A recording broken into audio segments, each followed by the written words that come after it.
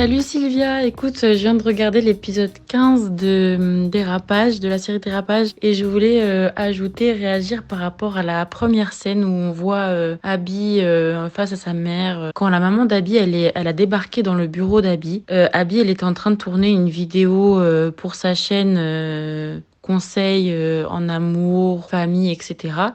Et je trouve que ça faisait passer un message que les conseilleurs ne sont pas les payeurs ou que le cordonnier est le plus mal chaussé parce que Abby, elle donne toujours de bons conseils pour ses followers, pour les personnes qui la suivent, en amour, en famille, etc. Elle dit que voilà, ouvrez les yeux, s'il y a tant de divorces, c'est pour ça, ça, ça. Et en fait, sa mère, elle débarque et elle a elle-même plein de soucis dans son couple et dans sa famille. Donc je pense que ça voulait passer un message dans le sens, voilà, le cordonnier est le plus mal chaussé, les conseillers sont les plus mal chaussés dans leur propre vie et ne sont pas les payeurs aussi. Voilà, et puis bah encore bravo pour tout ce que tu fais. Voilà, plus. Coucou Sylvia, moi c'est Erika Bébé depuis la Belgique. J'ai vu le dernier épisode de Dérapage hier. Moi je trouve que les gens sont un peu durs avec Abby quand même. Automatiquement, comme nous regardons la série, on ne verra que le mal. On ne verra que Abby fait du mal et tout, qu'elle se comporte mal, qu'elle est totalement aveuglée, qu'elle est. Mais en fait, essayons un peu de ne pas nous mettre dans la série. Essayons un peu de nous habiller du personnage de Abby. Disons un peu que c'est une réalité, c'est ce qu'on vit. Abby a grandi, elle a été brave à l'école, elle n'a pas connu d'homme dans sa vie. Elle s'est concentrée et consacrée à sa famille, à sa maman et à la réussite de sa famille. Et en fait, maintenant, aujourd'hui, c'est une femme, en fait, une femme qui, depuis, était endormie parce qu'elle n'avait pas d'homme dans sa vie.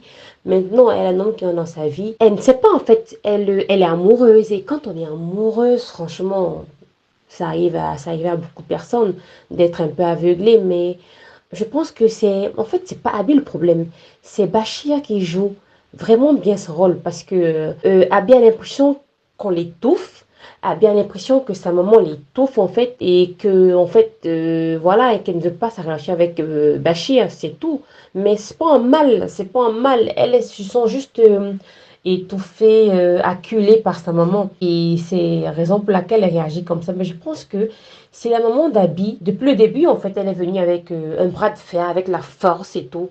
Mais si elle prenait du recul, si elle parlait à sa fille, en fait, de manière à ce que sa fille comprenne les choses, même si elle dit à sa fille, ok, d'accord, donne-nous au moins une chance de mener nos enquêtes et de te prouver que Bachir n'est pas quelqu'un de bien. Et après, voilà, tu prends ta décision.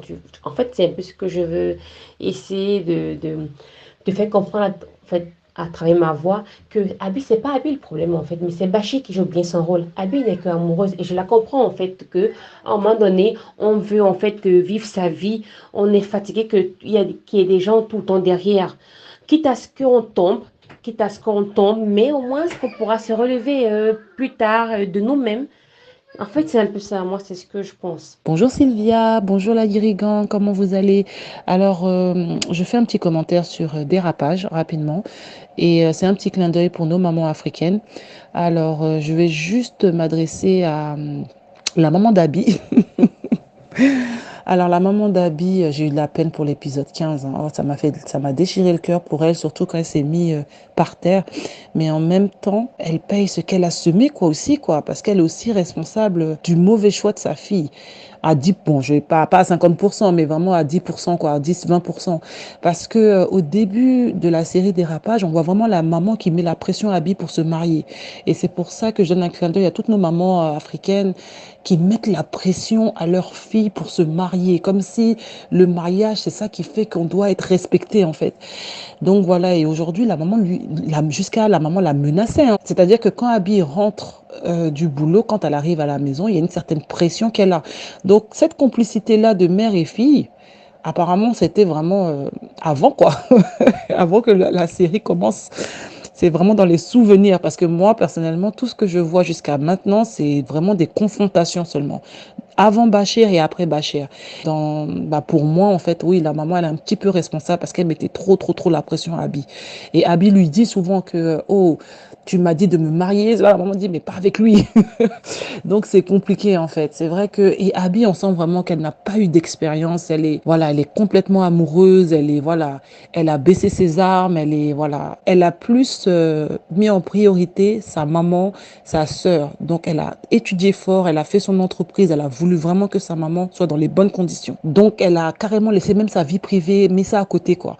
Et bon, elle sortait avec quelqu'un apparemment, mais bon, elle a appris qu'il est marié, mais on sent vraiment, bon, je sais pas, mais bon, apparemment, c'est comme si elle n'était pas trop amoureuse de lui. Mais là, elle est tombée sur Bachir et elle est amoureuse de Bachir. Et en plus, ça, elle avait la pression de sa maman qui voulait qu'elle se marie. Donc, elle s'est dit, oh, bah, pourquoi pas. Donc, on voit vraiment que tout est allé très vite, en fait. Et aussi, j'ai pas compris pourquoi la maman, en même temps, a accepté le mariage et ensuite n'a pas voulu aussi. Moi, j'aurais préféré voir une mère qui reste sur sa position du début jusqu'à la fin.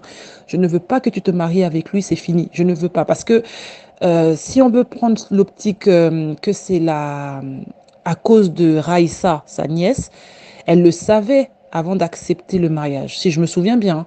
Et même si je me rappelle aussi, elle avait demandé à l'imam qu'est-ce qu'il en pensait. Et donc, elle avait le OK, en fait. Donc, pourquoi accepter le mariage? Et puis, dès le lendemain, il y a eu tous ces...